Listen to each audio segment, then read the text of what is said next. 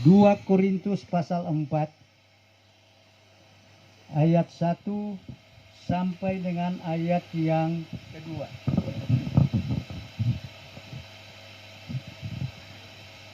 Dua Korintus 4 ayat 1 sampai ayat 2. Saya baca firman Tuhan demikian. Oleh kemurahan Allah kami telah menerima pelayanan ini. Karena itu kami tidak tawar hati, tetapi kami menolak segala perbuatan tersembunyi yang memalukan. Kami tidak berlaku licik dan tidak memalsukan firman Allah.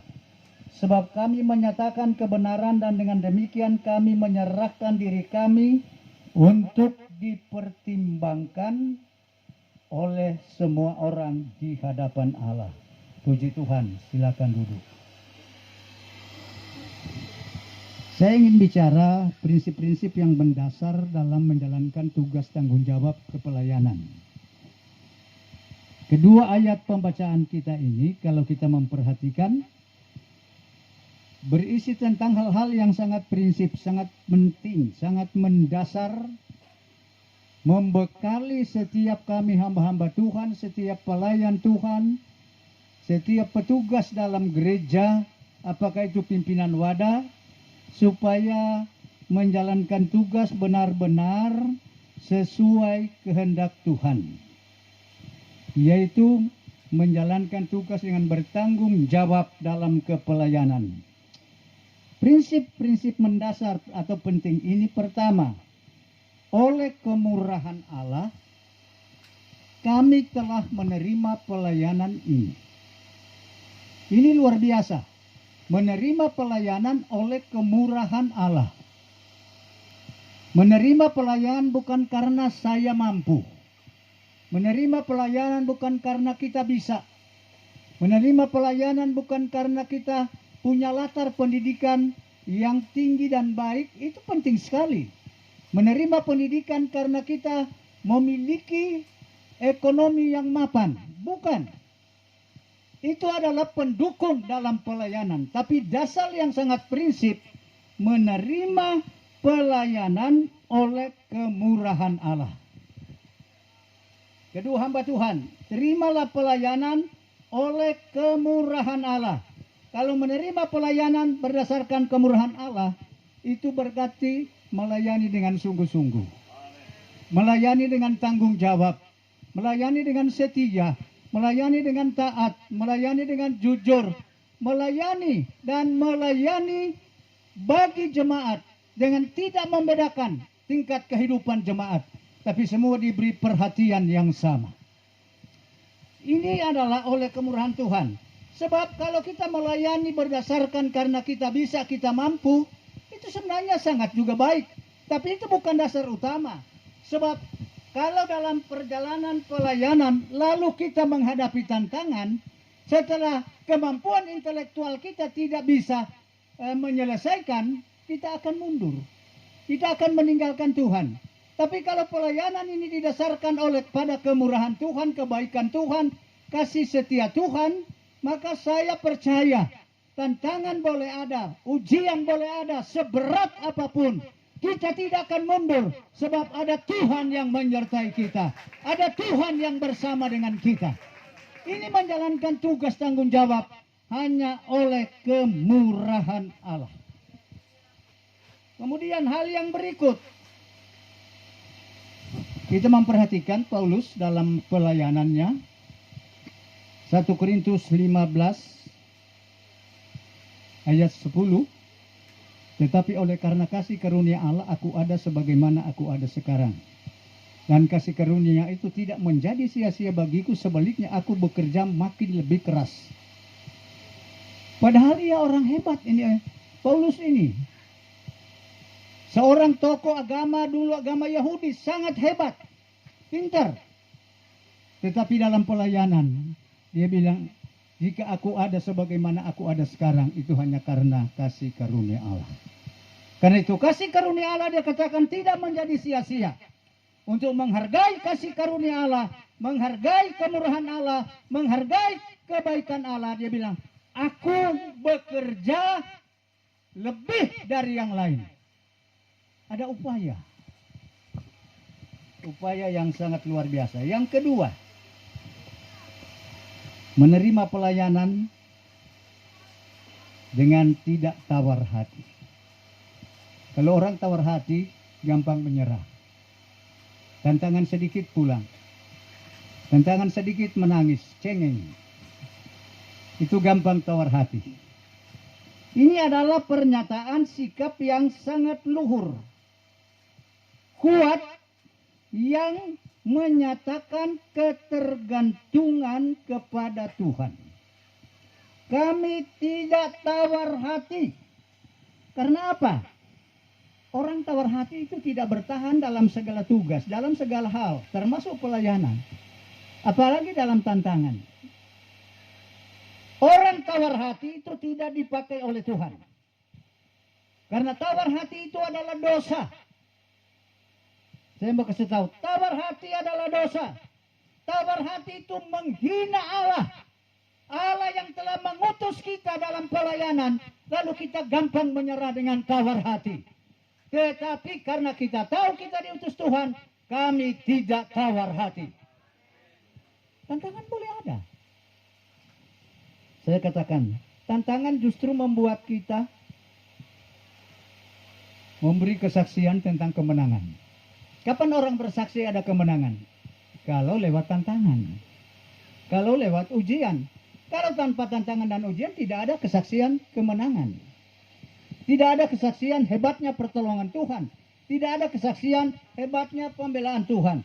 Karena itu kepada kedua hamba Tuhan, memang mereka sudah dipersiapkan baik-baik. Tapi jangan tawar hati. Risau, jangan tawar hati. Datang di Moyak, haleluya. Puji Tuhan. Memberi diri dalam pelayanan pekerjaan Tuhan. Tawar hati itu menghasilkan kegagalan. Tawar hati itu mendatangkan kekalahan. Tawar hati itu menghasilkan sungutan. Itu dosa. Bersungut-sungut adalah dosa. Bersungut atau bafeto itu tidak baik. Dalam segala situasi kondisi apapun jangan kita bersungut. Tapi Alkitab selalu mengajar, belajarlah mengucap syukur. Kalau engkau ada beban, ada tantangan, ada ujian, ada pergumulan, bersyukur. Di tengah saat engkau bersyukur, Allah turun tangan. Ini hal yang sangat penting sekali. Itu hal yang kedua yang perlu kita perhatikan. Perhatikan Gideon, mereka ditekan oleh bangsa Midian. Lalu mereka berseru kepada Tuhan untuk mohon pertolongan Tuhan. Tuhan berkata kepada Gideon, kumpulkan pasukan. Berkumpul itu 32.000 orang. Tuhan bilang, Gideon terlalu banyak. Nanti kamu bangga bahwa kami menang karena banyak orang. Coba engkau berseru, berteriak, hei penakut, pulang. Tahukah kita, orang yang bersedia perang tapi penakut, 22.000 orang. Ini kalau sampai diserang oleh orang Midian, lari semua orang. Penakut. Tinggal 10.000. Tuhan berkata, Gideon bawa mereka di sungai, suruh minum. Yang menjilat seperti anjing, pisahkan. Ini susah sekali kalau orang berjilat, bahaya saudara. Saya kalau orang mulai puji-puji, oh bro begini, om begini. Dia bilang siapa? Anda mau suka kita pe dompet keluar doi.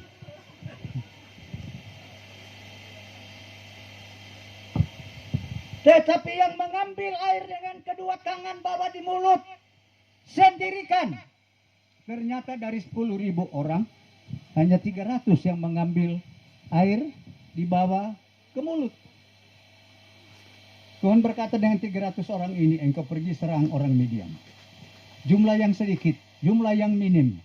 Tapi jangan lupa, sedikit bersama Tuhan, jadi kekuatan besar.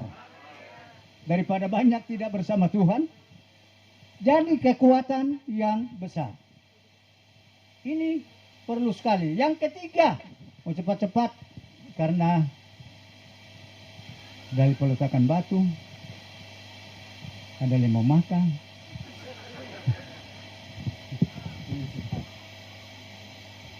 Yang ketiga, kami menolak segala perbuatan tersembunyi yang memalukan.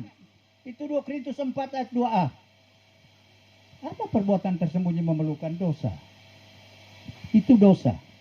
Perbuatan tersembunyi memalukan dosa. Seorang hamba Tuhan, seorang gembala, seorang pelayan, jangan berbuat dosa. Hidup dalam kekudusan. Sebab dosa itu merusak pelayanan kita. Bisa ada pemecatan dari majelis daerah, walaupun sudah dilantik. Kalau berbuat dosa dan orang lapor dan bukti-bukti sangat meyakinkan. Ini hal yang perlu sekali diperhatikan dalam pelayanan. Seorang hamba Tuhan, seorang gembala, seorang pelayan tidak boleh berkompromi namanya dosa.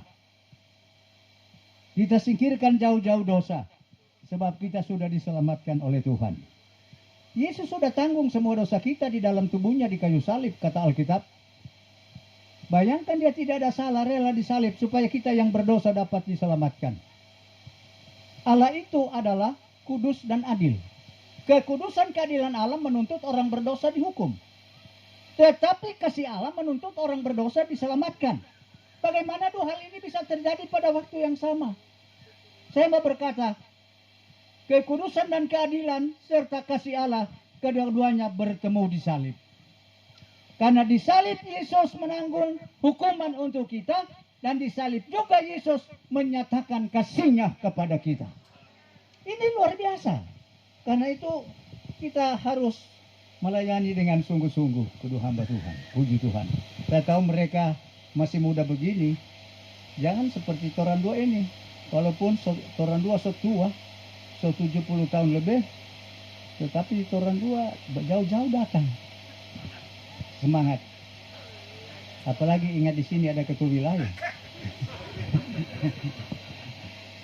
Puji Tuhan. Ini keempat, kami tidak berlaku licik. Seorang hamba Tuhan jangan licik memalsukan firman Allah demi memperoleh sesuatu. Jangan hanya menyenangkan jemaat. Puji Tuhan, masuk surga. Jemaat berbuat dosa, haleluya, maju terus, jalan terus. Itu licik. Dosa tetap dosa. Kebenaran tetap kebenaran. Itu harus kita kerjakan, yang harus kita laksanakan. Karena di dalam Matius pasal 5, kalau kita memperhatikan ayat yang ke-37, jika ya, hendaklah kamu katakan ya. Jika tidak, hendaklah kamu katakan tidak. Apa yang lebih daripada itu berasal dari si jahat. Yang kelima, kamu dekat selesai. Puji Tuhan. Seorang hamba Tuhan tidak memalsukan firman Allah, tetapi sebaliknya menyatakan kebenaran. Seringkali terjadi bagi kita karena jemaat kita melakukan suatu kesalahan, kekeliruan yang fatal, yang mematikan. Kita tidak mau menegur. Tegur dulu di rumah, kalau tidak mau berobat, tegur dari mimbar. Ini sebab firman Allah seringkali diselewengkan untuk menjaga perasaan orang. Firman Allah harus dinyatakan. Tidak akan kompromi dengan apapun juga. Itu kebenaran firman Allah. Karena itu kami hamba-hamba Tuhan doakanlah semua jemaat. Supaya kami hidup menjadi teladan. Jemaat juga jadi teladan. Haleluya. 1 Korintus 11 ayat 1 Paulus berkata, jadilah pengikutku. Atau ikutilah teladanku, terjemahan lama. Sebagaimana aku mengikuti teladan Kristus. Puji Tuhan. Ini yang perlu diperhatikan supaya kita hamba Tuhan menjadi surat yang terbuka. Bacalah hidup kami. Haleluya. Bacalah hidup kami. Surat terbuka. Bukan surat tertutup. 2 Korintus pasal 3 ayat 2 sampai 3. Kalau kita memperhatikan ayat ini berkata demikian. Kamu adalah surat pujian kami yang ditulis dalam hati kami dan yang dikenal dan yang dapat dibaca oleh semua orang. Karena telah ternyata bahwa kamu adalah surat Kristus yang ditulis oleh pelayanan kami, ditulis bukan dengan tinta tetapi dengan roh dari Allah yang hidup, bukan pada loh batu, melainkan pada loh daging atau loh hati, yaitu di dalam hati manusia. Inilah kehidupan kita hamba-hamba Tuhan yang terakhir. Ini bagian yang terakhir. Kita harus jadi terang. Haleluya. Itu bukan berarti kalau jalan malam-malam kita bercahaya. Bukan. Perhatikan Injil Matius pasal 5 ayat 14 ayat dan 16. Kamu adalah terang dunia. Kota yang terletak di atas gunung tidak mungkin tersembunyi. Demikianlah hendaknya terangmu bercahaya di depan semua orang, supaya mereka melihat perbuatanmu yang baik dan memuliakan Bapamu yang di sorga. Terang itu bicara perbuatan kita yang baik, yang dilihat oleh orang. Itu terang. Terang itu menguasai, bukan dikuasai. Terang itu mengusir gelap. Puji Tuhan. Inilah kehidupan dari setiap orang yang percaya kepada Tuhan. Dan berikut, kamu harus menjadi bau harum Kristus. Haleluya. Biar pakai minyak wangi mahal beli di luar negeri, tapi hidup tidak beres, tak bau busuk. Tapi biar yang tidak pakai minyak wangi, hidup betul dahsyat. Luar biasa. Karena Paulus berkata demikian, 2 Korintus 14-15. Tetapi syukur bagi Allah yang dalam Kristus selalu membawa kami di jalan kemenangannya. Dengan perantaraan kami ia menyebarkan keharuman pengenalan akan Dia di mana-mana. Sebab bagi Allah kami adalah bau harum dari Kristus di tengah-tengah mereka yang diselamatkan dan di antara mereka yang dibinasakan. Amin. Terpujilah Tuhan.